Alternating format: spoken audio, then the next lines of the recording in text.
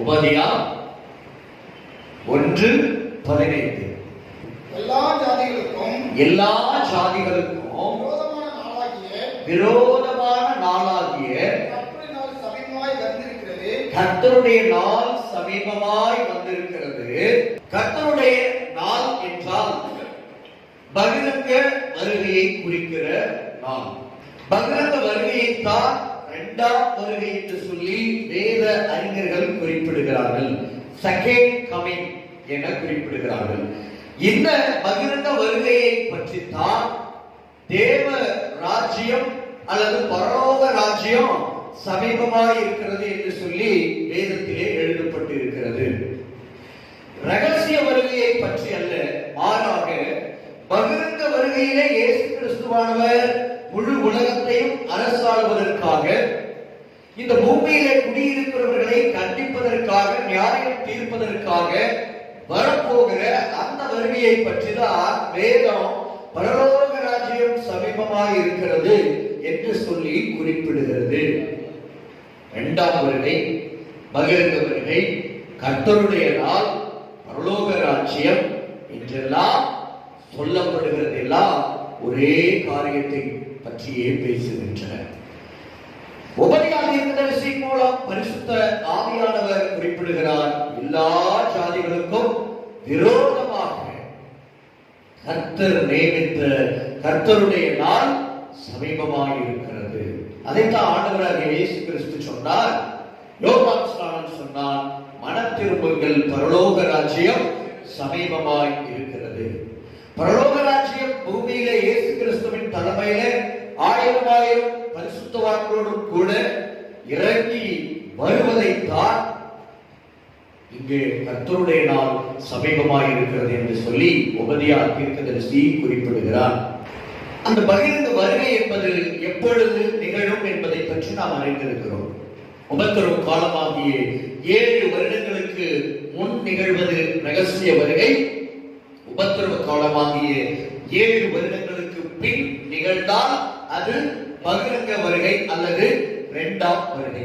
இந்த இரண்டாம் வருகையாகிய பகிரங்க வருகையை பற்றி தான் இன்று நாம் பார்க்க போகிறோம். யோவேல் தீர்க்கதரிசன புத்தகம் 3ஆம் அதிகாரம் 11 தொடர்ச்சியாக அப்படியே வாசிக்கலாம். சகல ஜாதிகளே, நீங்கள் சுற்றிலும் இருந்து ஏகமாய் வந்து கூடுங்கள். கர்த்தாவே, நீரும் அங்கே உம்முடைய பராக்கிரமசாலிகளை இறங்க பண்ணுவீராக. ஜாதிகள் எழும்பி யோசபாத்தின் பள்ளத்தாக்குக்கு வருவார்களாக. சுற்றிலும் உள்ள ஜாதிகளை நியாயம் தீர்க்க அங்கே நான் வீற்றிருப்பேன்.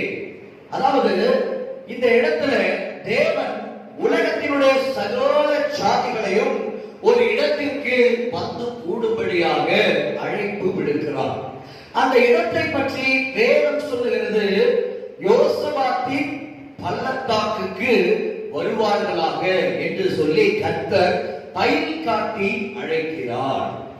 எதற்காக என்றால், அந்த ஜாதிகளுக்கு விரோதமாய் கர்த்தர் எழுந்து யுத்தம் செய்ய போகிறார். சகரியா தீர்க்கதரிசன புத்தகத்தினுடைய 14ஆம் அதிகாரம் 3ஆம் வசனத்தை வாசிக்கலாம். கர்த்தர் புறப்பட்டு யுத்த நாளிலே போராடுவது போல் அந்த ஜாதிகளோடு போராடுவார். அல்லேலூயா.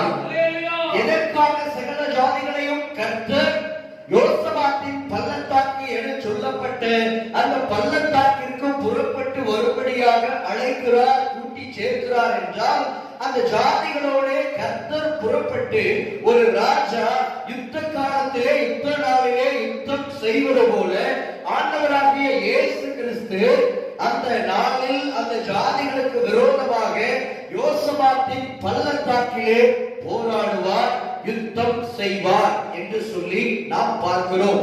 அதே போல அதே யோவேல் தீர்க்கதரிசன புத்தகத்தினுடைய அந்த 3ஆம் அதிகாரத்தினுடைய 13ஆம் வசனத்திலே பார்க்கிறோம், பயிர் முதிர்ந்தது, அரிவாளை நீட்டி அருங்கள், வந்து இறங்குங்கள், ஆலை நிரம்பி இருக்கிறது,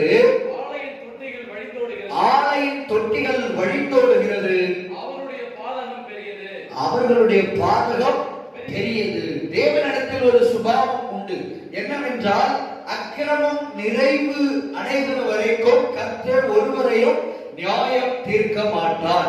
இது தேவனுடைய சுபாவம். எந்த அக்கிரமமும் நிறைவை அடைய வேண்டும். அந்த நிறைவை வந்து எட்டின பிறகுதான் தேவன் தம்முடைய கோபத்தை, நியாய தீர்ப்பை வெளிப்படுத்துவார். சவுல் ராஜாவை கர்த்தர் மிக குறுகிய காலத்திலேயே அவனுடைய சிங்காசனத்திலிருந்து தள்ளிவிட்டார். தள்ளிவிட்டு தாவீது ராஜாவை அந்த இடத்திற்கு தேர்ந்தெடுத்து விட்டார், அபிஷேகம் பண்ணிவிட்டார். ஆனாலும் சவுல் அதற்கு பிறகு கூட பல வருடங்கள் இஸ்ரவேலின் ராஜாவாக ஆட்சி செய்கிறார். அவன் இஸ்ரவேலை ஆட்சி செய்த காலம் 40 வருடங்கள். ஆனால் அவனுடைய ஆட்சி காலத்தின் துவக்கத்திலேயே தேவன் அவனை சிங்காசனத்தில் இருந்து புறம் தள்ளுகிறார்.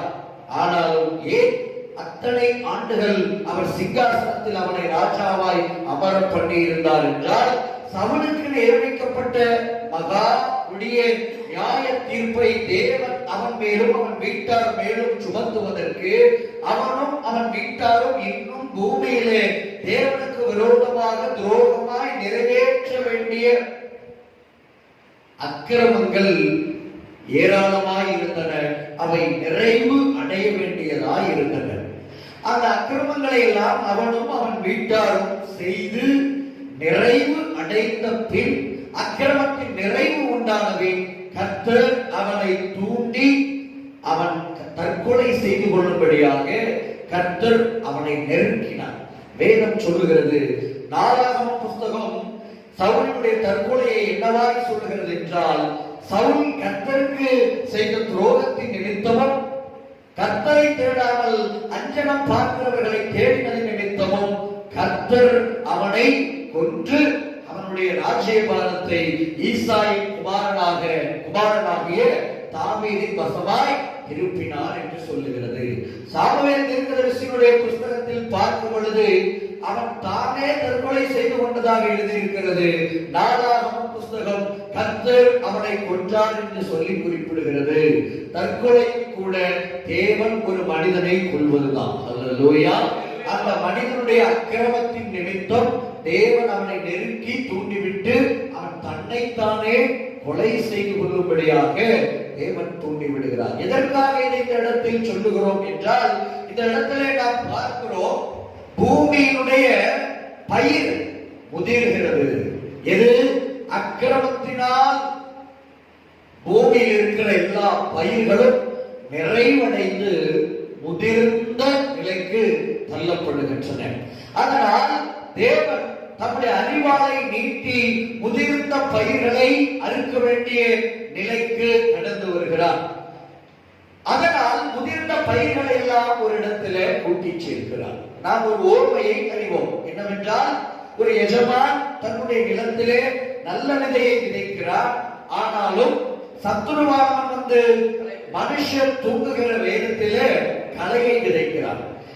வேலைக்காரர்கள் வந்து அந்த களையை அகற்றி போட உனக்கு சித்தமா என்று கேட்கிற பொழுது, ராஜா, அதாவது எஜமான் சொல்லுகிறார், களையை இப்பொழுது நாம் அகற்றினோமானால் களைகளோடு கூட நற்பயிர்களும் கோதுமை கதிர்களும் அறுக்கப்படும், பாழாக்கப்படும், சிதைந்து போகும். அப்படிப்பட்ட நல்ல கோதுமை மணிகளை உற்பத்தி செய்ய போகிற நற்கதைகள் ஒன்றும் சேதமாகாதபடிக்கு இரண்டும் வளரட்டும், அறுப்பு நாள் மட்டும் பயிர்கள் எல்லாம் முதிர்ந்த பிறகு நாம் முதலாவது கோதுமையை அறுத்து களஞ்சியத்தில் சேர்த்து விட்டு பிற்பாடு அந்த முதிர்ந்த களைகளை எல்லாம் என்ன செய்வோம்? அவியாத அக்கினியினால் சுட்டெரிப்போம் என்று குறிப்பிடுகிறார். நிலம் என்பது உலகம், நல்ல விதை என்பது தேவன் இந்த பூமியிலே விதைத்த தேவனுடைய புத்திரர்கள். கலை என்பது பிசாசானவனால் உண்டாக்கப்பட்ட துன்மார்க்கர்கள். களையை விதைக்கிற சத்துரு பிசாசானவன், அறுக்கும்படியாக அனுமதி கேட்டவர்கள் தேவ தூதர்கள். அறுவடை என்பது கடைசி காலத்திலே வெளிப்பட போகிற கர்த்தருடைய நாளாகிய பகிரங்க வருகை. அல்லேலூயா. அப்படி இது பகிரங்க வருகையை பற்றி எழுதப்பட்டுள்ள வசனம். அந்த பகிரங்க வருகையாகிய கர்த்தருடைய நாளிலே கர்த்தர் முதிர்ந்த பயிர்களாகிய அந்த துன்மார்க்கர்களை அறுக்கும்படியாக அவர்களை எல்லாம் கூட்டி சேர்க்கிறார். ஏன்? அதற்கு முன்பே கோதுமைகளை எல்லாம் அறுத்து நம்முடைய பரலோக களஞ்சியத்திலே ரகசிய வருகை மூலம் அவர் கூட்டி சேர்த்து விட்டார். இப்பொழுது பூமியிலே அதிகபட்சமாய் துன்மார்க்கர்களாகிய களைகள் முதிர்ந்து காணப்படுகிறார்கள். இப்பொழுது அவர்களை அவியாத அக்கினியினால் சுட்டெரிக்க வேண்டும். ஒரே இடத்தில் அவர்களை கூட்டி சேர்க்கிறார். அதற்காக இஸ்ரவேல் தேசத்தில் இருக்கிற யோசபாத்தின் பள்ளத்தாக்கு என்கிற பள்ளத்தாக்கை அவர் தெரிந்து கொள்கிறார். இந்த தீர்க்கதரிசிகளுடைய புஸ்தகங்கள் மற்றும் சங்கீதங்களில் இடம்பெற்றுள்ள அநேக வசனங்களை வெளிப்படுத்துகிற விசேஷத்தில் நாம ரெஃபரன்ஸாக பார்க்கலாம். இப்ப உதாரணமாக இப்ப இந்த வசனத்தை பார்த்தோம். யோவேல் 3ஆம் அதிகாரத்தினுடைய 13ஆம் வசனத்துல பார்த்தோம். பயிர் முதிர்ந்தது, அறிவாலை நீட்டி அருங்கள், வந்து இறங்குங்கள், ஆலை நிரம்பி இருக்கிறது, ஆலையின் தொட்டிகள் வழிந்தோடுகிறது, அவர்களுடைய பாதகம் பெரியது என்று சொல்லி பார்த்தோம். இதற்கு இணையான வசனத்தை வெளிப்படுத்தின விசேஷம் 14ஆம் அதிகாரம் 14ஆம் வசனத்தில் இருந்து நாம் வாசித்தோம். ஆனால்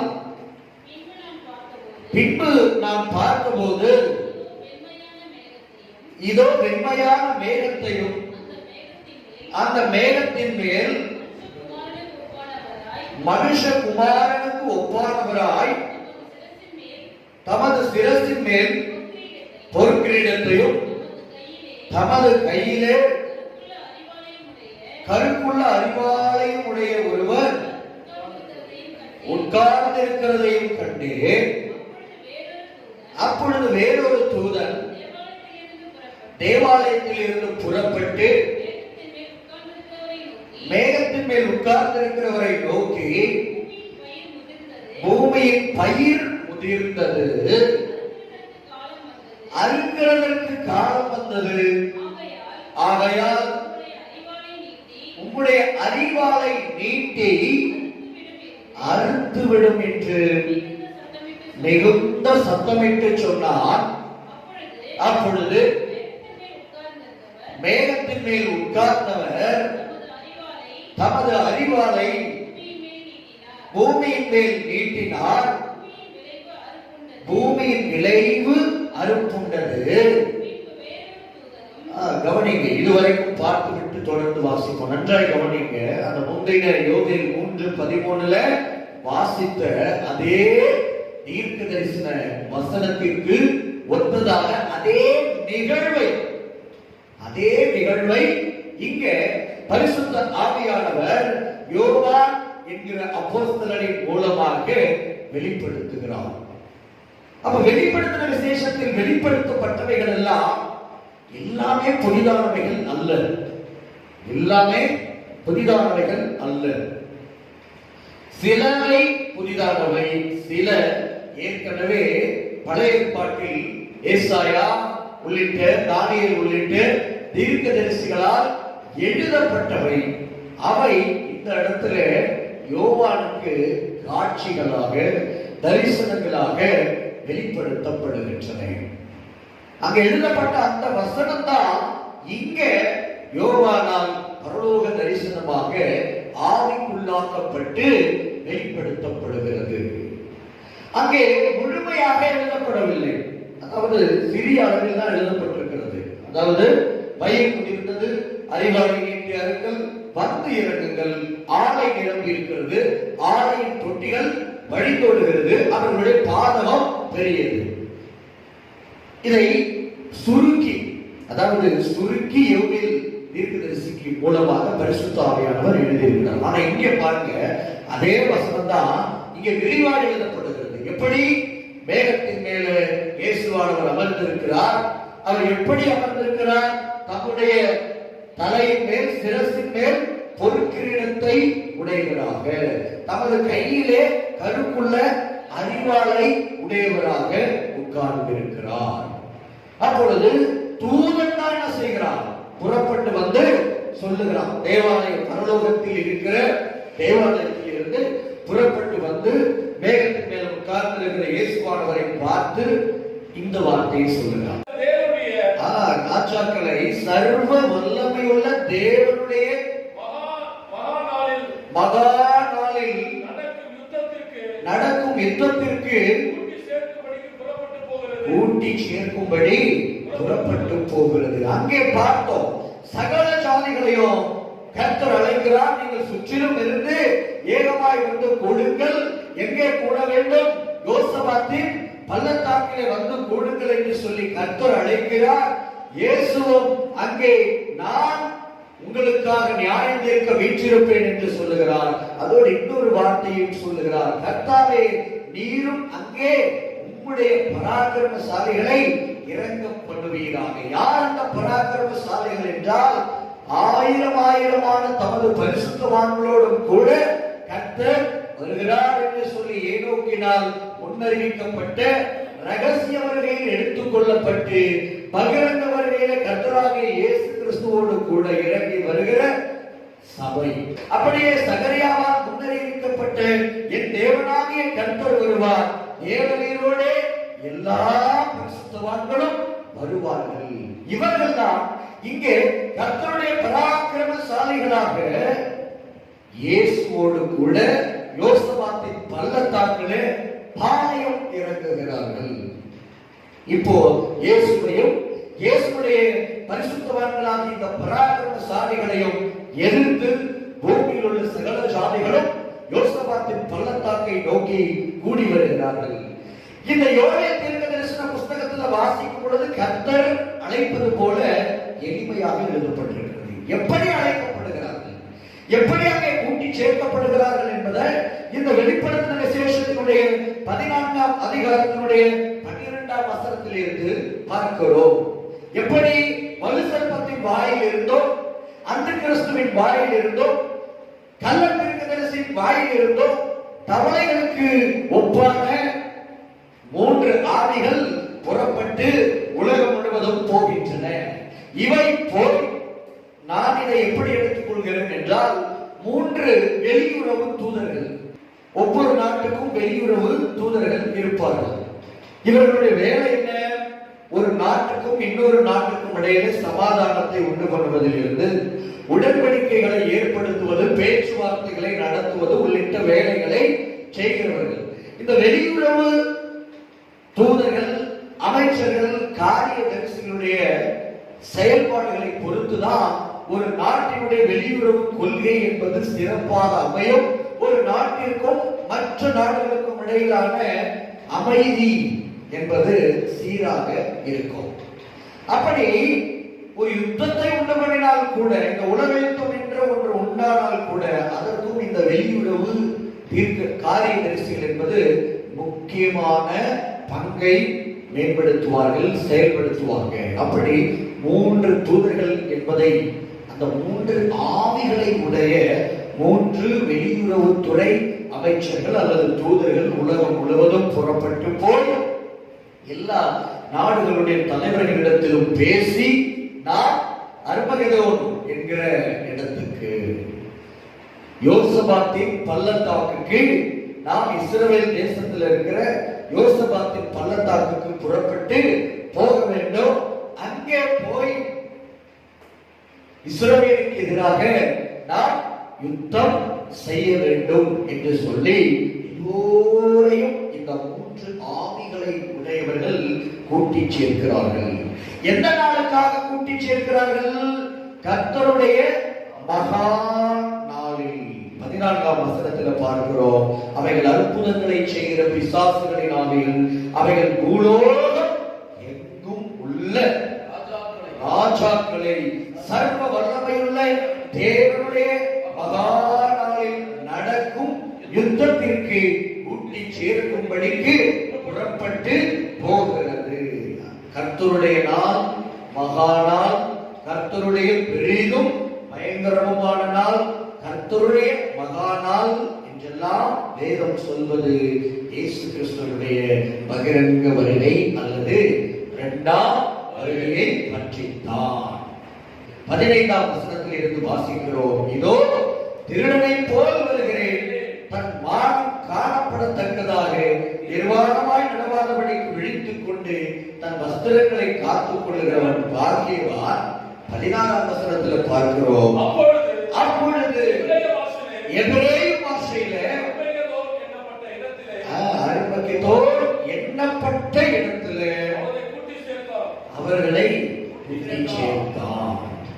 இப்படி இந்த 3 தூதர்களாலும் அழைக்கப்படுகிற, கூட்டி சேர்க்கப்படுகிற பூமியுடைய ராஜாக்கள், அவர்களுடைய சேனைகள் எல்லாம் எந்த இடத்துல கூட்டி சேர்க்கப்படுகிறார்களா? அருமகெதோன் எண்ணப்பட்ட இடத்துல, எபிரேய பாஷையில அருமகெதோன் எண்ணப்பட்ட இடத்துல கூட்டி சேர்க்கப்படுகிறார்கள். பிரியமானவர்களே, யோவேல் தீர்க்கதரிசன புத்தகத்தினுடைய 3ஆம் அதிகாரத்தினுடைய 13ஆம் வசனத்திலே பார்த்தோம். யோசபாத்தின் பள்ளத்தாக்கிலே பாளையம் இறங்குவார்களாக என்று சொல்லி எழுதியிருந்தான். இந்த யோசபாத்தின் பள்ளத்தாக்கு என்பது அருமகெதோன் எண்ணப்படுகிற இடமும் வேறு வேறு கிடையாது. யோசபாத்தின் பள்ளத்தாக்கு இன்னொரு பெயர் தான் அருமகெதோன் பள்ளத்தாக்கு. அது ஒரு சமவெளி பூமி, லேண்ட்ஸ்கேப், மிக சமமான ஒரு பூமி, பரந்து விரிந்த ஒரு பூமி. வேதம் இதை யோசபாத்தின் பள்ளத்தாக்கு என்று குறிப்பிடுகிறது. எபிரேய பாஷையிலே அருமகெதோன் என்று குறிப்பிடுகிறது. ஆங்கிலத்திலே அர்மகடன் என்று சொல்லி குறிப்பிடுகிறார்கள். அந்த அர்மகதோன் அல்லது யோசபாத்தின் பள்ளத்தாக்கிலே நடக்க போகிற யுத்தத்துக்கு தான் அர்மகதோன் யுத்தம், அர்மகடன் வார் என்று பெயர். பரலோகத்தில் இருக்கிறவர்களுக்கும் பூமியில் குடியிருக்கிறவர்களுக்கும் இடையிலே யுத்தம் நிகழ்கிற நாள்தான், இடம்தான் அர்மகதோன் என்கிற இடம். கர்த்தருடைய மகா நாள், கர்த்தருடைய பெரிதும் பயங்கரமுமான நாள். இன்னொரு பெயரையும் வேதம் அந்த இடத்திற்கு குறிப்பிடுகிறது. யோவேல் தீர்க்கதரிசியினுடைய 3ஆம் அதிகாரம் 14ஆம் வசனம். நியாயத்தீர்ப்பின் பள்ளத்தாக்கிலே, நியாயத்தீர்ப்பின் பள்ளத்தாக்கிலே ஜனங்கள் திரள் திரளாய் இருக்கிறார்கள்.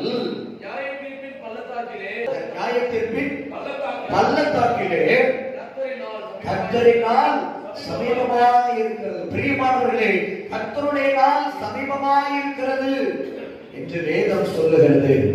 நம்ம உபதேயாவில் வாசித்தோம். எல்லா ஜாதிகளுக்கும் விரோதமாக கர்த்தருடைய நாள் சமீபமாய் இருக்கிறது என்று பார்த்தோம். இந்த கர்த்தருடைய நாள் சம்பவிக்கிற இடம் எது? யோசபாத்தின் பள்ளத்தாக்கு, நியாயத்தீர்ப்பின் பள்ளத்தாக்கு, அர்மகெதோன் பள்ளத்தாக்கு. ஏதற்கு நியாயத்தீர்ப்பின் பள்ளத்தாக்கு என்ற பெயர்? கர்த்தர் பூமியை அந்த இடத்தில் தான் நியாயம் தீர்க்க போகிறார். அவர் இறங்கி வந்து பாளையம் இறங்க போகிற இடம் அந்த அர்மகெதோன் பள்ளத்தாக்கு. அந்த இடத்தில் இருந்து அவர் பூமியை நியாயம் தீர்க்க போகிறபடினால் அதன் பேர் நியாயத்தீர்ப்பின் பள்ளத்தாக்கு. இப்படி சொல்லலாம். கடந்த காலத்திலே யோசபாத்துக்கு அது மிக முக்கியமான இடமாக இருந்தபடினால் அது யோசபாத்தின் பள்ளத்தாக்கு. இன்றைய நிகழ்காலத்திலே அதனுடைய பெயர் அர்மகெதோன் பள்ளத்தாக்கு. நாளை இயேசு அந்த இடத்துல பூமியை நியாயம் தீர்க்க போகிறபடினால் அதன் பேர் நியாயத்தீர்ப்பின் பள்ளத்தாக்கு. இதுவரைக்கும் அந்த நியாய தீர்ப்பை கர்த்தர் நிகழ்த்தவில்லை. அந்த இடம் இப்பொழுது அர்மகெதோன் என்ற பெயரில் குறிக்கப்படுகிறது. நேற்று, இன்று, நாளை. நேற்று யோசபாத்தின் பள்ளத்தாக்கு, இன்று அர்மகெதோன் பள்ளத்தாக்கு, நாளை அது நியாயத்தீர்ப்பின் பள்ளத்தாக்கு. அல்லேலூயா. இந்த இடத்துல தான் உலகத்தின் எல்லா ராஜாக்களும் பிசாசானவனால் கூட்டி சேர்க்கப்பட போகிறார்கள். அதற்கு வழி ஆயத்தமாக வேண்டும். கிழக்கில் இருந்து இஸ்ரவேலுக்கு கிழக்கே இருக்கிற ஈராக்கு, ஆப்கானிஸ்தான், பாகிஸ்தான், இந்தியா, சீனா உள்ளிட்ட நாடுகளில் இருந்து ராஜாக்கள், இந்த தேசத்தினுடைய ராஜாக்கள், அவர்களுடைய ராணுவங்கள் எல்லாம் சீனா தொடங்கி அவர்கள் இன்றைக்கு சீனாவின் எல்லையிலே, இந்தியாவின் எல்லையிலே, பாகிஸ்தானின் எல்லையிலே, ஆப்கானிஸ்தானின் வழியாக ஊடுருவி ஈரான் தேசம் வரைக்கும் போகிற சில்கி வே என சொல்லப்படுகிற ஒரு தரை போக்குவரத்து, ஒரு சாலை அமைக்கப்பட்டிருக்கிறது. மிகப்பெரிய சாலையை அமைத்திருக்கிறார்கள். இந்த சாலை சீனாவில் இருந்து தொடங்கி இந்தியாவின் எல்லையை தொட்டு பாகிஸ்தானுக்குள் ஊடுருவி ஆப்கானிஸ்தானுக்குள் கடந்து போய் கடைசியாக ஐபிராத்து என்கிற நதி இருக்கிற, யூப்ரட்டிஸ் என்கிற நதி இருக்கிற, வேதம் சொல்லுகிற அந்த நதி இருக்கிற ஈரான் வரைக்கும் கடந்து போகும். எதற்காக இந்த சாலை இப்பொழுது அமைக்கப்பட்டிருக்கிறது என்றால் மகா நாளாகிய கர்த்தருடைய நாளிலே கர்த்தராகிய இயேசு கிறிஸ்துவுக்கு எதிராக கிழக்கில் இருந்து இந்த நாடுகள், இந்த ராஜாக்கள், அவர்களுடைய சேனைகள் எல்லாம் இந்த சாலை வழியாக சீனாவின் ராணுவம், இந்தியாவின் ராணுவம், பாகிஸ்தானின் ராணுவம், ஆப்கானிஸ்தானின் ராணுவம் மற்றும் பெர்ஷியா என சொல்லப்படுகிற ஈரானுடைய ராணுவம் எல்லாம் ஒன்று கூடி தரை வழியாக கடந்து வருவார்கள். வந்த பிறகு இவர்கள் இஸ்ரேலுக்கு கடந்து போக வேண்டும். ஆனால் ஈரானில் இருந்து இஸ்ரேல் செல்ல வேண்டும் என்றால் இந்த ஐபிராத் நதியை என்ன செய்ய வேண்டும்? கடக்க வேண்டும். இந்த ஐபிராத் நதியுடைய பூர்வீகம் உங்களுக்கு தெரியும். அது ஏதேனில் இருந்து ஒரு நதி புறப்பட்டு அது பூமியினுடைய 4 திசைகளுக்கும் 4 நதிகளாய் பிரிந்தது. அதிலே ஒரு நதியின் பெயர் தான் ஐபிராத் நதி. அதாவது ஏதேனில் இருந்து புறப்பட்ட 4 நதிகளில் ஒரு நதிதான் ஐபிராத் நதி. அந்த நதியினுடைய ஆங்கில பெயர் தான் யூப்ரட்டிஸ் என்ற நதி. இந்த நதியின் தண்ணீரை வற்றி போகும்படியாக 6ஆம் தூதன் என்ன செய்வான்? தன் கலசத்தில் உள்ளதை ஐபிராத் நதியின் மேல ஊற்றுகிறான். ஊற்றும் பொழுது கிழக்கில் இருந்து வருகிற ராஜாக்களுக்கு வழி உண்டாகும்படியாக அந்த நதியின் தண்ணீர் வற்றி போய்விடுகிறது. இப்பொழுதே அந்த நதியின் தண்ணீர் வற்றி போய் கொண்டுதான் இருக்கிறது. அநேக இடங்களில் வறண்ட நிலமாக அந்த பிளவுகளை உடையதாக அது காணப்படுகிறது. ஆனாலும் முழுமையாக வற்றி போய்விட்டது என்று சொல்லிவிட முடியாது. வெளிப்படுத்தின விசேஷம் 19ஆம் அதிகாரம் 19ஆம் வசனம். பின்பு மிருகமும் பூமியின் ராஜாக்களும் அவர்களுடைய சேனைகளும் குதிரையின் மேல் ஏறி இருக்கிறவரோடும் அவருடைய சேனையோடும் யுத்தம் பண்ணும்படிக்கு கூடி வர கண்டேன். கவனிங்க, சகல சாதிகளும் யோசபாத்தின் பள்ளத்தாக்கை நோக்கி புறப்பட்டு வரும்படியாக கர்த்தர் அழைப்பு விடுக்கிறார். கர்த்தர் ஒரு பக்கம் அழைப்பு விடுக்கிறார். அந்த அழைப்பை நிறைவேற்றும்படியாக பிசாசானவன் என்ன செய்கிறான்? தன்னுடைய திரித்துவத்தின் மூலமாக வலுசற்பம், அந்திகிறிஸ்து, கள்ளத்தீர்க்கதரிசி, இந்த 3 நிலைகளில் இருக்கிற திரித்துவத்தின் மூலமாக 3 ஆவிகள் புறப்பட்டு பூமியில் இருக்கிற ராஜாக்கள் எல்லாம் மகாநாளில் நடக்கிற யுத்தத்துக்கு ராஜாக்களை பூமி முழுவதும் இருந்து கூட்டி சேர்க்கிறார். அவர்கள் அர்மகதோன் என்னப்பட்ட இடத்திற்கு கூட்டி சேர்க்கப்படுகிறார்கள். இப்போ அங்க மிருகத்தை கர்த்தர் அறிமுகம் செய்யல. அறிமுகம் செய்யல. இப்போ ஒவ்வொரு கோணத்திலிருந்து ஒவ்வொரு வசனத்திலிருந்து பார்க்கும் பொழுது ஒவ்வொரு காரியத்தை கர்த்தர் நமக்கு வெளிப்படுத்திக் கொண்டே வருகிறார். யோவேல் தீர்க்கதரிசியின் புத்தகத்தினுடைய 3ஆம் அதிகாரத்தின் 13ஆம் வசனத்திலிருந்து பார்க்கும் பொழுது கர்த்தருடைய கோணத்துல. எப்படி? கர்த்தருடைய கோணம். அவர் கூப்பிடுறார் யுத்தத்துக்கு. சகல ஜாதிகளே நீங்கள் சுற்றிலும் இருந்து ஏகமாய் வந்து கொடுங்கள். கர்த்தாவே நீரும் அங்கே உங்களுடைய பராக்கிரமசாலிகளை இறங்க பண்ணுவீராக. இது கர்த்தருடைய கோணம். கர்த்தரை நோக்கி யோபின் தீர்க்கதரிசி ஜெபிப்பது போல அவருடைய கோணத்தில் எழுதப்பட்டிருக்கிறது. இன்னொரு வசனத்துல பார்த்தோம், ஒரு சர்ப்பம், அந்த கிறிஸ்து, கள்ள தீர்க்கதரிசி. அவர்களில் இருந்து புறப்படுகிற 3 ஆவிகள், அவற்றினுடைய கிரியைகள், அதன் விளைவாக ராஜாக்கள் அர்மகேதோனுக்கு புறப்படுதல். இது வலு சர்ப்பத்தினுடைய கோணம். இன்னொரு கோணத்தில் பார்த்தால் மிருகம், அதாவது அந்த கிறிஸ்து, அந்த கிறிஸ்துவின் கோணத்தில் மட்டும் எழுதப்பட்டிருக்கிறது. என்ன? பின்பு மிருகமும் பூமியின் ராஜாக்களும் அவர்களுடைய சேனைகளும் குதிரையின் மேல் ஏறி இருக்கிறவரோடும் அவருடைய சேனையோடும் யுத்தம் பண்ணும்படிக்கு கூடி வர கண்டேன். முந்தின வசனங்களில் நாம் பார்க்கும் பொழுது இயேசுவானவர் குதிரையின் மேல் ஏறி இருந்தவராக அறிமுகம் செய்யப்படவில்லை. கிரீடம் தரித்தவராக அறிமுகம் செய்யப்பட்டார். கையிலே அரிவாளை உடையவராக அறிமுகம் செய்யப்பட்டார். ஆனால் இந்த வசனத்துல ஆண்டவரை வேதம் குதிரையின் மேல் ஏறி இருக்கிறவராக அறிமுகம் செய்கிறது. முந்தின வசனங்களில் ஒன்று பார்த்தோம், ராஜாக்களை கூட்டி சேர்க்கும்படியாக என்று பார்த்தோம்.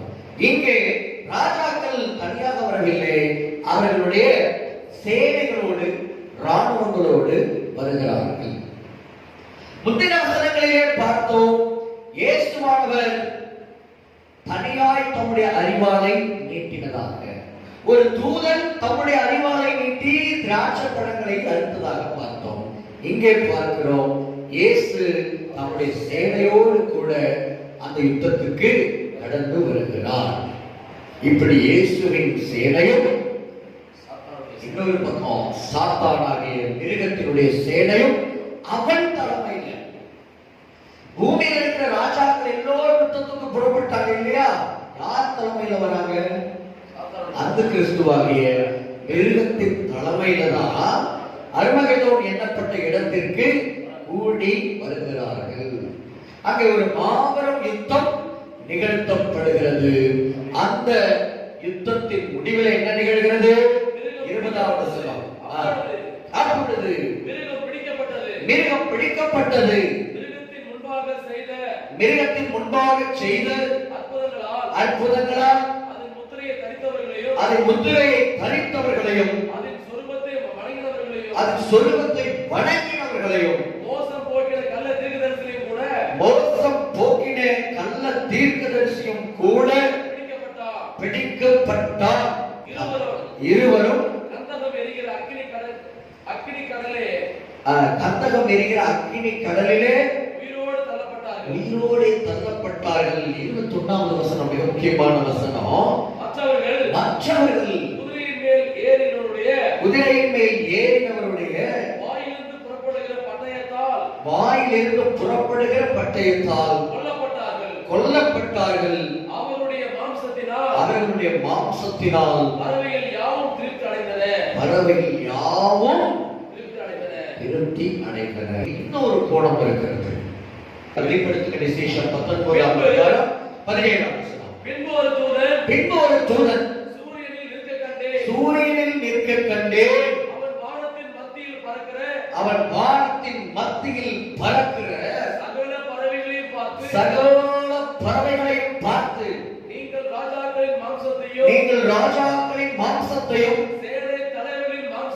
சேனை தலைவர்களின் மாம்சத்தையும் பலவான்களின் மாம்சத்தையும் குதிரைகளின் மாம்சத்தையும் அவைகளின் மேல் ஏறி இருக்கிறவர்களின் மாம்சத்தையும் சுயாதீன அடிமைகள் சிறியோர் பெரியோர் இவர்கள் எல்லாருடைய மாம்சத்தையும் பட்சிக்கும்படிக்கு மகாதேவன் கொடுக்கும் விருந்துக்கு கூடி வாருங்கள் என்று மிகுந்த சத்தத்தோட கூப்பிட்டார். மிகுந்த சத்தத்தோடு கூப்பிட்டார். மகாதேவன் தம்முடைய மகாநாளில் நடத்துகிற அர்மகதோன் என்கிற இடத்திலே நிகழ்த்துகிற யுத்தத்துக்கு பறவைகள் அழைக்கப்படுகின்றன. அல்லேலூயா. ஒரு யுத்தம் நிகழ்கிறது கடைசி நாட்களில். எல்லா ராஜ்யங்களும் கிறிஸ்துவின் ராஜ்யங்களாய் மாற வேண்டும். தானியேல் தீர்க்கதரிசியுடைய புஸ்தகத்தில் காணப்படுகிற ஒரு பயங்கரமான சிலையினுடைய கடைசி பகுதியாகிய பாத பகுதியின் மீது கைகளால் பெயர்க்கப்படாத ஒரு கல் பெயர்ந்து உருண்டு வந்து அந்த பாதத்தில் மோதுகிறது. அந்த பாதத்தில் மட்டுமல்ல, அந்த முழு சிலையின் மீது மோதுகிறது. அப்பொழுது அந்த முழு சிலையும் நொறுங்குண்டு போய் அது காற்று பறக்கடிக்கும் பறவை போல் காணப்படாமல் போகிறது. அந்த முழு சிலையுடைய தலை முதல் கால் வரைக்கும் பூமியிலே கடைசி நாட்களில் தோற்றப் போகிற ராஜ்யங்களை குறிக்கின்றன என்பதை நாம் அறிந்திருக்கிறோம். பறவைகளை ஒரு பக்கம் அழைக்கிறார். ஒரு பக்கம் இயேசுவானவர் அழைக்கப்படுகிறார். அவருடைய பரிசுத்தவான்கள் கூட்டி சேர்க்கப்படுகிறார். இன்னொரு பக்கம் ராஜாக்களை அவர்களுடைய சேவைகளை போய் அந்த மூன்று ஆவிகளை உடையவர்கள் கூட்டி சேர்க்கிறார்கள். இயேசுவானவர் தம்முடைய சேனையோடு கூட இறங்கி வருகிறார். மிருகன் அவன் தன்னுடைய உலகம் முழுவதும் இருக்கிற ராஜாக்களை கூப்பிட்டுக் கொண்டு அவருடைய சேனைகளை கூப்பிட்டுக் கொண்டு புறப்பட்டு வருகிறான். இதுக்கு மத்தியில ஒரு தூதன் வானத்தில் பறந்து கொண்டிருக்கிற பறவைகளை எல்லாம் கூப்பிடுகிறான். என்ன அப்படின்னா, நீங்கள் எல்லோரும் கூடி வாருங்கள், மகா நாளில் கர்த்தர் உங்களுக்கு என்ன செய்ய போறாரு? அர்மகதோன் என்ற இடத்துல விருந்து வைக்க போகிறார். வந்து ராஜாக்களின் மாம்சத்தை, சிறியோர் பெரியோர் ஐஸ்வர்யவான்கள் தரித்திரர் உள்ளிட்ட எல்லோருடைய மாம்சத்தை வந்து நீங்கள் உங்களுக்கு கர்த்தர் வைக்கிற விருந்துக்கு என்ன செய்யுங்க? கடந்து வாருங்கள் என்று சொல்லி கூப்பிடுகிறான். அதுதான் மத்தேயு சுவிசேஷ புத்தகம் 24ஆம் அதிகாரம் 29 மற்றும் 30ஆம் வசனங்களை வாசிக்கலாம். பிணம் எங்கேயோ பிணம் எங்கேயோ அங்கே கழுகுகள் வந்து கூடும். அங்கே கழுகுகள் வந்து கூடும். முந்தின வசனத்துல பாத்தீங்கன்னா ஆண்டவருடைய பகிர்ந்து வருகையை பற்றி எழுதியிருக்கும். மின்னல் கிழக்கிலிருந்து தோன்றி மின்னல் கிழக்கில் இருந்து தோன்றி மேற்கு வரைக்கும் பிரகாசிக்கிறது போல மேற்கு வரைக்கும் பிரகாசிக்கிறது போல மனுஷகுமாரனுடைய வருகையும் இருக்கும். மனுஷகுமாரனுடைய வருகையும் இருக்கும். பிணம் எங்கேயோ பிணம் எங்கேயோ அங்கே கழுகுகள் வந்து கூடும். அங்கே கழுகுகள் வந்து கூடும். பாருங்க, ஆண்டவராகிய இயேசு கிறிஸ்துவுடைய வருகையை பற்றி 29ஆம் வசனத்துல நாட்களின் உபத்திரவம் முடிந்தவுடனே சூரியன் அந்தகாரப்படும், சந்திரன் ஒளியை கூடாது இருக்கும், நட்சத்திரங்கள் வானத்திலிருந்து விழும், வானத்தின் சத்துவங்கள் அசைக்கப்படும். அப்பொழுது மனுஷகுமாரனுடைய அடையாளம் வானத்தில் காணப்படும். அப்பொழுது மனுஷகுமாரன் வல்லமையோடும் மிகுந்த மகிமையோடும் வானத்தின் மேகங்கள் மேல் வருகிறதை பூமியில் உள்ள சகல கோத்திரத்தாரும் கண்டு புலம்புவார்கள். கவனிங்க, ஆண்டவராகிய இயேசு கிறிஸ்துவினுடைய வருகையின் பொழுது வானம் எப்படி இருக்கும்? சூரியன் அந்தகாரப்படும், சந்திரன் ஒளியை கூடாது இருக்கும். இன்னைக்கு நம்ம பார்க்கிற இந்த காரியங்கள் அடிப்படையான வசனமா நம்ம எதை எடுத்தோம்? யோவேல் 3ஆம் அதிகாரத்தினுடைய 11ஆம் வசனத்திலிருந்து எடுத்துக்கிட்டோம் இல்லைங்களா? அதுல பாருங்க, 15ஆம் வசனத்தை வாசிங்க. சூரியனும் சந்திரனும் இருண்டு போகும், நட்சத்திரங்கள் ஒளிமழுங்கும். கர்த்தர் சீயோனிலிருந்து கெர்ச்சித்து எருசலேமிலிருந்து சத்தமிடுவார். வானமும் பூமியும் அதிரும். ஆனாலும் கர்த்தர் தமது ஜனத்துக்கு அடைக்கலமும் இஸ்ரவேல் இஸ்ரவேல் புத்திரருக்கு அரணான கோட்டையுமாயிருப்பார். அல்லேலூயா. அப்படி பாருங்க, வருகையின் வசனங்கள் எல்லாம் அப்படியே ஒன்றோடு ஒன்று அப்படி பின்னி பிணைந்து பாருங்க. ஆங்காங்கே வசனங்கள் சிதறி கிடக்கின்றன. ஆனால் எல்லாம் ஒரே ஆவியினால் எழுதப்பட்டதை நாம் என்ன செய்கிறோம்? அந்த வசனங்களில் இருக்கிற ஒரே காரியங்களை கொண்டு அடையாளம் காண்கிறோம். எல்லாருக்கும் தெரியும், கர்த்தருடைய வேதத்தை தேடி வாசிங்கள், அவைகளுக்கு ஒன்றும் ஜோடில்லாமல் போகாது. பார்க்கிறோம் பாருங்க, மத்தேயுல பார்த்தோம், அங்கே சூரியன் அந்தகாரப்படும், சந்திரன் ஒளியை கூடாது இருக்கும், வானத்தின் சத்துவங்கள் எல்லாம் அசைக்கப்படும். இங்கே பார்க்கிறோம் பாருங்க, யோபேல் 3:15 சூரியனும் சந்திரனும் இருண்டு போகும், நட்சத்திரங்கள் ஒளி படுத்தும் என்று சொல்லி பார்க்கிறோம். அல்லேலூயா. இதுதான் ஆண்டவராகிய இயேசு கிறிஸ்து இந்த பூமியிலே பகல் வருகிற வெளிப்படும் பொழுது நிகழ்கிற காரியம். அப்ப முந்தின வசனத்துல ஒன்று பார்த்தோம், பிணம் எங்கேயோ அங்கே கழுகுகள் வந்து கூடும். அங்க பார்த்தோம் வெளிப்படுத்துற விசேஷத்துல சகல பறவைகளை பார்த்து தூதன் கூப்பிடுறான், வாங்க வந்து ராஜாக்களுடைய மாம்சத்தை எல்லாம் சாப்பிடுங்க. அப்ப அந்த பறவைகள் என்ன? கழுகுகள். பிணம் சாப்பிடுவது எது? கழுகு சாப்பிடும். புறாக்கள் பிணங்களை சாப்பிடாது, கழுகுகள் தான் பிணம் தின்னி கழுகுகள். அப்போ தூதன் கூப்பிடுகிறது எந்த ஜீவராசிய பட்சிய? கழுகுகளை கூப்பிடுகிறான்.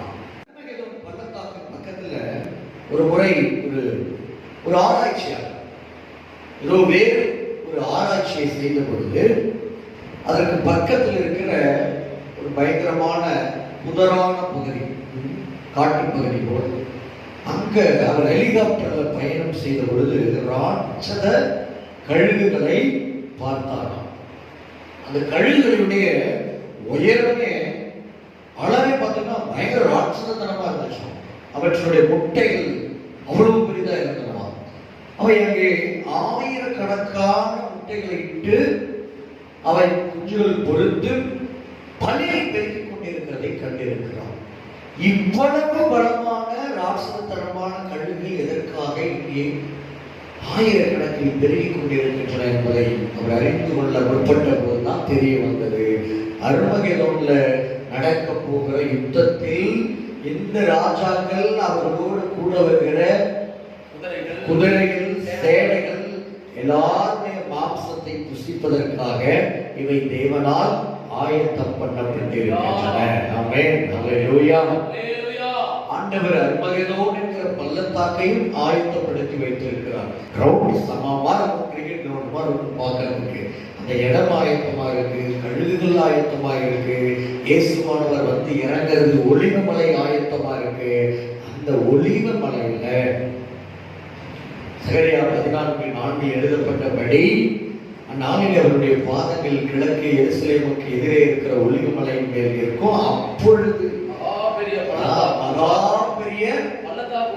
பள்ளத்தாக்கு உண்டாகும்படி ஒலிவ மலை தன் நடு மையத்துல கிழக்கு மேற்காக எதிராய் நடந்து போம். அதனாலே ஒரு பாதி வடபக்கத்திலும் மறுபாதி தென் பக்கத்திலும் சாயும். ஹில்டன் ஹோட்டல் எல்லாருக்கும் தெரியும், சென்னையில ஹில்டன் என்ற ஒரு ஹோட்டல் இருக்கிறது. அதற்கு உலகம் முழுவதும் கிளைகள் இருக்கின்றன. இந்த ஹில்டன் ஹோட்டல் நிர்வாகத்தினர் ஒலிவ மலையில் ஒரு ஹோட்டல் கட்ட வேண்டும் என்று முடிவு செய்தார்கள். நட்சத்திர விடுதி. ஏன் அப்படின்னா இஸ்ரேல் என்பது ஒரு சுற்றுலா நாடு இன்றைக்கு உலகத்துக்கு. அதுவும் ஜெருசலேம் என்பது உலகத்தினுடைய மிக முக்கியமான ஒரு சுற்றுலா மையம். உலகம் முழுவதும் இருக்கிற கிறிஸ்தவர்கள் அங்க என்ன செய்கிறாங்க? வருஷந்தோறும் சுற்றுப்பயணம் மேற்கொள்கிறார்கள். உங்களுக்கு எல்லாருக்குமே தெரியும், எங்கே சுற்றுலா பயணிகள் அதிகமாக வருகிறார்களோ அங்கு அவர்களை குறிவைத்து பெரிய பெரிய ஹோட்டல்கள் ரிசார்ட்கள் எல்லாம் எழுப்பப்படும். அதிலும் மலையில தங்குவது என்பது சுற்றுலா பயணிகளுக்கு ரொம்பவே பிடிக்கும். அப்போ ஒலிவ மலை என்பது ரொம்ப உயரமான மலையெல்லாம் கிடையாது, ஒரு சின்ன மலை அவ்வளவுதான். கொஞ்சம் அழகா கொஞ்சம் ஒரு மேட்டு பகுதி மாதிரி கொஞ்சம் உயர்ந்து இருக்கும் எருசலேம்ல. அப்போ அந்த ஒலிவ மலையில போயிட்டு இவங்க ஹோட்டல் கிட்ட போறாங்க. அப்போ ஃபர்ஸ்ட் என்ன செய்யறாங்க, சாயில் டெஸ்ட் எடுப்பாங்க. ஏன்னா மண் பரிசோதனை செய்யப்படும். ஏன்னா பெரிய பில்டிங் கட்ட போகிறது என்னது, மிகப்பெரிய பில்டிங். அப்ப அஸ்திபாரம் ரொம்ப ஸ்ட்ராங்கா இருக்கணும். அந்த அஸ்திபாரத்தை தாங்குற அளவுக்கு மண்ணினுடைய தன்மை இருக பற்றிக் கொள்வதாக இருக்க வேண்டும். அப்படி மண் பரிசோதனை செய்து பார்த்த பொழுது அந்த ஒலிவு மலையினுடைய நடு மையத்துல உள்ளாக ஒரு பெரிய பிளவு இருப்பதை கண்டுபிடித்தார்கள். கண்டுபிடித்த பொழுது இவங்க பில்லர் இறக்குனா கீழே என்னவா இருக்கு, வேக்குவம். ஆமா, உள்ள ஒரு பெரிய வெற்றிடம் காணப்படுகிறது. அவன் பில்லர் இறக்குனா பில்டிங் என்னவா இருக்காது, ஸ்ட்ராங்கா இருக்காது. அப்போ திட்டத்தை கைவிட்டார்கள். பிற்பாடுதான் தெரிய வந்தது, இந்த பிளவை கர்த்தர் எதற்காக முன்குறித்து வைத்திருக்கிறார் என்றால், இயேசுவானவருடைய பாதம் பகிரங்க வருகையில வந்து அந்த மலை மேல் பட்ட உடனே அந்த மலை சகரியா 14:4 நிறைவேறும்படியாக 2ஆய் பிளந்து போகும். கிழக்கு மேற்கா 2ஆம் பிளக்கும். ஏன்னா பிளவு இப்படிதான் இருக்கு, கிழக்கு மேற்கா தான். அப்ப 2ஆம் பிளக்கும். ஒரு பாதி வடக்கு பக்கத்துல சாயும், இன்னொரு பாதி தெற்கு பக்கத்துல சாயும். அந்த பள்ளத்தாக்கு வழியா அந்த கிறிஸ்துவனுடைய உபத்திரவு காலத்துல சிக்கி தவிக்கிற யூதர்கள் என்ன செய்வாங்க, ஓடி தப்பித்து ஓடி போவார்கள். உசியா ராஜா காலத்தில் நிகழ்ந்த பூமி அதிர்ச்சிக்கு தப்பி ஓடினது போல ஓடி போவீர்கள் என்று சொல்லி கர்த்தர் எழுதி வைத்திருக்கிறார். அல்லேலூயா, அல்லேலூயா. உலகம் இயேசுவை வரவேற்க ஆயத்தமாயிருக்கிறது. ஒலிவ மலை ஆயத்தமாயிருக்கிறது. அருமகதோன் பள்ளத்தாக்கு சமவெளி பூமி ஆயத்தமாயிருக்கிறது. கழுகுகள் ஆயத்தமாயிருக்கின்றன. எருசலேமாகிய சத்திய நகரம், அது ராஜாவின் நகரம். ஏன் நீங்க ஆணையிடக்கூடாது எருசலேமின் மேல? அது ராஜாவின் நகரம். இயேசு ராஜாவினுடைய நகரம். அவர் அங்கிருந்துதான் முழு உலகத்தையும் அரசாட்சி செய்ய போகிறார். அதனால் அதன் மேல நீங்கள் என்ன செய்யக்கூடாது, ஆணையிடக்கூடாது. அது சத்திய நகரம், நீதிபுரம் என்று சொல்லி வேதம் சொல்லுகிறது. இப்படி உலகம் பல்வேறு இடங்களில் ஆயத்தமாக கொண்டிருக்கிறது. ஆண்டவராகிய இயேசு கிறிஸ்துவினுடைய பகிரங்க வருகைக்காக.